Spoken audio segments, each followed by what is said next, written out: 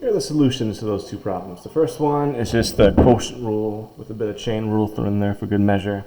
So the answer is the derivative of the top times the bottom function minus the top function times the derivative of the bottom function. Don't forget the chain rule times 2x, all over the bottom function squared, and then simplify.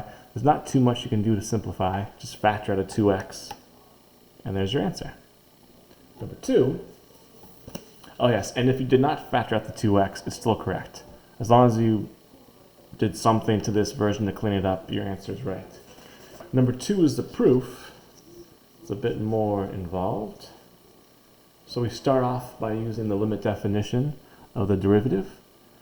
Plug x plus delta x into our function, take the difference quotient, there we go. Right, the change in the function over the change in x. We then combine those two fractions. Right, we find the least common denominator and we subtract. And then instead of dividing by delta x, I multiply by 1 over delta x. Mathematically equivalent, it just looks nicer.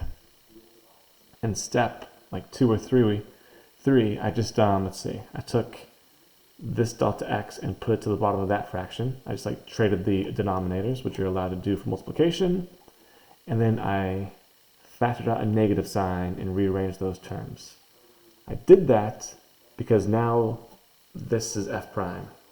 So we have negative f prime, then times, as delta x goes to 0, this term just goes to f of x. So it's f of x times f of x, 1 over f of x squared, which simplifies to the desired result.